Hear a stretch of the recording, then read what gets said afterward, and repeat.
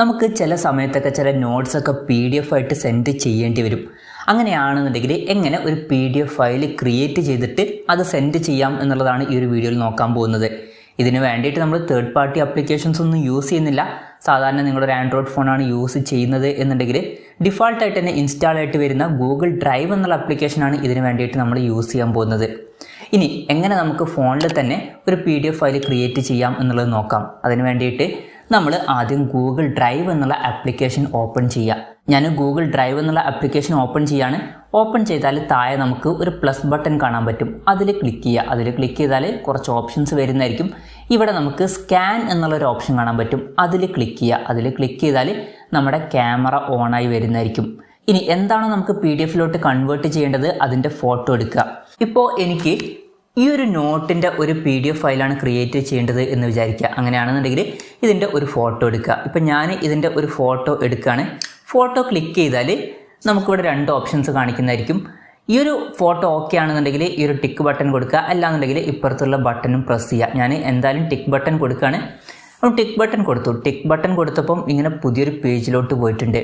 അപ്പം ഞാൻ photo click ചെയ്ത സമയത്ത് സൈഡിൽ ചില കാര്യങ്ങളൊക്കെ ഉണ്ടായിരുന്നു. എന്തായാലും അതൊക്കെ ഓട്ടോമാറ്റിക്കായിട്ട് ഗൂഗിൾ തന്നെ ക്രോപ്പ് ചെയ്തിട്ടുള്ള ഒരു റിസൾട്ടാണ് എനിക്ക് തന്നിട്ടുള്ളത്. പിന്നെ ഇത് എഡിറ്റ് ചെയ്യുന്നതിന് മുമ്പ് ശ്രദ്ധിക്കേണ്ട ഒരു കാര്യം എന്താണെന്ന് വെച്ചാൽ നമുക്ക് സെറ്റിംഗ്സിൽ കുറച്ച് കാര്യങ്ങളൊക്കെ സെറ്റ് ചെയ്ത് വെക്കാവുന്നതാണ്. അതിന് വേണ്ടിയിട്ട് ഇവിടെ മുകളിൽ 3 ഡോട്ട് കാണാൻ പറ്റും. അതിൽ ക്ലിക്ക് ചെയ്യുക. അതിൽ ക്ലിക്ക് ചെയ്താൽ സെറ്റിംഗ്സ് എന്നുള്ള ഓപ്ഷൻ കാണാൻ പറ്റും. അതിൽ ക്ലിക്ക് ചെയ്യുക. അതിൽ ക്ലിക്ക് ചെയ്താൽ ഇമേജ് എൻഹാൻസ്മെൻറ്റ് എന്നുള്ളൊരു ഓപ്ഷൻ ഉണ്ടാവും. അത് നമുക്ക് വേണമെന്നുണ്ടെങ്കിൽ ഓട്ടോമാറ്റിക്കായിട്ട് സെറ്റ് ചെയ്യാം. അതായിരിക്കും കുറച്ചും കൂടി നല്ലത്. അങ്ങനെയാണെന്നുണ്ടെങ്കിൽ ഗൂഗിൾ എന്താണ് സീന് എന്നുള്ളത് മനസ്സിലാക്കിയിട്ട് അതിനനുസരിച്ചിട്ട് ഫോട്ടോ സെറ്റ് ചെയ്യുന്നതായിരിക്കും.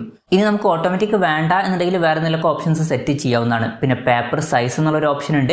ഇതിൽ ഡിഫോൾട്ടായിട്ട് A4 ആണ് കിടക്കുന്നത്. നമുക്ക് ഏതാണെന്ന് വെച്ചാൽ അത് സെറ്റ് ചെയ്ത് വെക്കാവുന്നതാണ്. അതുപോലെ തന്നെ പേപ്പർ ഓറിയൻറ്റേഷൻ എന്നുള്ള ഓപ്ഷൻ വരുന്നുണ്ട്. അതിൽ നമുക്ക് ഏതാണെന്ന് വെച്ചാൽ സെറ്റ് ചെയ്യാവുന്നതാണ്. ഞാൻ ഓട്ടോമാറ്റിക്കായിട്ടാണ് കൊടുത്തിരിക്കുന്നത്. പിന്നെ ഇമേജ് ക്വാളിറ്റി എന്നുള്ള ഓപ്ഷനിൽ ഡിഫോൾട്ടായിട്ട് നോർമലാണ് കിടക്കാറ്. ഞാൻ ഹൈലോട്ട് അത് മാറ്റിയിട്ടുണ്ട്. എന്തായാലും അത് ബാക്ക് അടിക്കുക. ബാക്ക് അടിച്ചിട്ട് ഈ ഫോട്ടോ എഡിറ്റ് ചെയ്യുന്ന കാര്യം നമുക്ക് നോക്കാം. ഇപ്പം ബാക്കിലോട്ട് പോകണമെന്നുണ്ടെങ്കിൽ ഒരു ഓപ്ഷൻ ഇവിടെ കിടക്കുന്നുണ്ട്. അതിൻ്റെ ഇപ്പുറത്ത് ഒരു കളറിൻ്റെ ഒരു ഓപ്ഷൻ വരുന്നുണ്ട്. ഇപ്പോൾ നിങ്ങൾക്ക് നോക്കിയാൽ കാണാം ഇതിൽ നീല മഷിയിലാണ് എഴുതിയിട്ടുള്ളത്. എന്നാൽ ഈ ഒരു ഫോട്ടോയിൽ ബ്ലാക്കിലാണ് കിടക്കുന്നത്. സംഭവം എന്താണെന്ന് വെച്ചാൽ ഈ ഒരു കളറിൻ്റെ ഇതിൽ ബ്ലാക്ക് ആൻഡ് വൈറ്റ് സെറ്റ് ചെയ്തുകൊണ്ടാണ് അങ്ങനെ കിടക്കുന്നത്.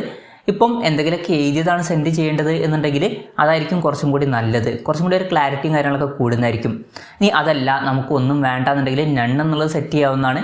അങ്ങനെ സെറ്റ് ചെയ്താൽ ആ ഒറിജിനൽ ഫോട്ടോയുടെ രീതിയിൽ തന്നെ അത് സെൻഡ് ആവുന്നതായിരിക്കും.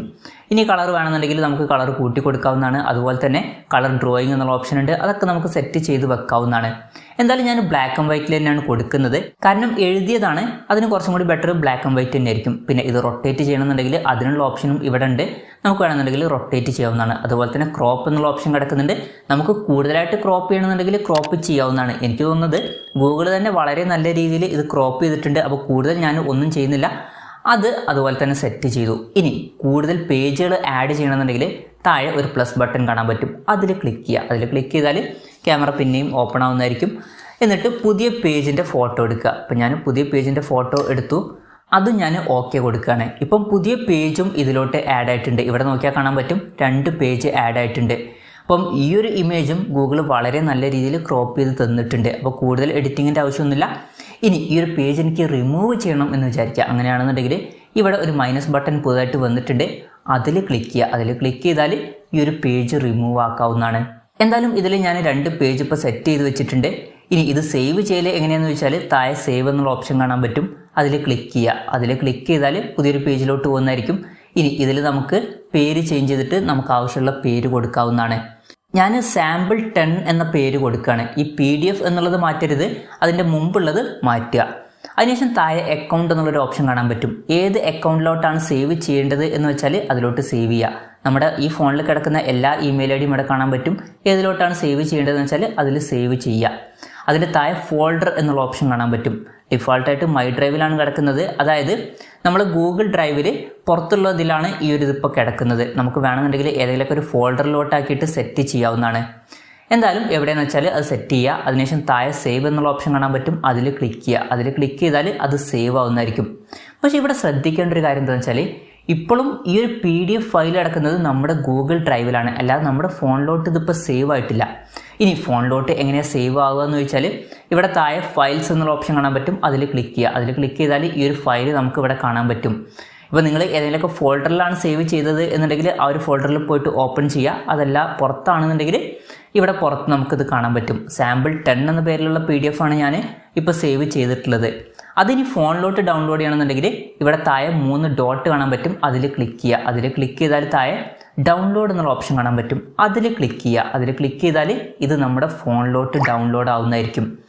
ഇപ്പം ഈ ഒരു ഫയൽ ഡൗൺലോഡ് ആയിട്ടുണ്ട്. ഇനി ഈ ഒരു ഫയൽ എവിടെയാണ് കിടക്കുക എന്ന് വെച്ചാൽ നമുക്ക് ഇതിൽ തന്നെ ക്ലിക്ക് ചെയ്താൽ ആ ഒരു ഫയലിലോട്ട് പോകുന്നതായിരിക്കും. അതല്ലാന്നുണ്ടെങ്കിൽ ഫയൽ മാനേജറിൽ പോയിട്ട് നമുക്ക് കണ്ടുപിടിക്കാവുന്നതാണ്. ഫയൽ മാനേജറിൽ ഡൗൺലോഡ്സിലാണ് പൊതുവേ ഇത് പോയി കിടക്കാറ്. ഡൗൺലോഡ്സ് എടുക്കുക. ഡൗൺലോഡ്സ് എടുത്താൽ ഈ ഒരു ഫയൽ നമുക്ക് ഇവിടെ കാണാൻ പറ്റും. ഇവിടെ നിങ്ങൾക്ക് നോക്കിയാൽ കാണാൻ പറ്റും sample10.pdf എന്നുള്ള ഫയൽ ഇവിടെ എത്തിയിട്ടുണ്ട്. ഇത് നമുക്ക് ജസ്റ്റ് ഒന്ന് ഓപ്പൺ ചെയ്ത് നോക്കാം. ഞാൻ ഇതിൽ ക്ലിക്ക് ചെയ്തു. എന്നിട്ട് ഒരു PDF വ്യൂവർ സെലക്ട് ചെയ്തു. ഇപ്പോൾ നിങ്ങൾക്ക് ഇവിടെ നോക്കിയാൽ കാണാം ഈ ഒരു PDF ഫയൽ ഇവിടെ സേവ് ആയിട്ടുണ്ട്. അപ്പം ഇങ്ങനെ നമുക്ക് വളരെ സിമ്പിളായിട്ട് ഒരു തേർഡ് പാർട്ടി ആപ്ലിക്കേഷൻ്റെ സഹായം ഒന്നുമില്ലാതെ തന്നെ നമ്മുടെ തന്നെ ഫോണിൽ ഒരു PDF ഫയൽ ക്രിയേറ്റ് ചെയ്യാവുന്നതാണ്. അപ്പം ഈ ഒരു വീഡിയോ നിങ്ങൾക്ക് യൂസ്ഫുൾ ആയി എന്ന് വിചാരിക്കുന്നു. യൂസ്ഫുൾ ആയി എന്നുണ്ടെങ്കിൽ വീഡിയോ ഒന്ന് ലൈക്ക് ചെയ്യുക. അതുപോലെ തന്നെ ഇതുപോലുള്ള വീഡിയോസ് ഇനിയും കാണാൻ താല്പര്യമുണ്ടെന്നുണ്ടെങ്കിൽ ഈ ചാനൽ ഒന്ന് സബ്സ്ക്രൈബ് ചെയ്യാവുന്നതാണ്.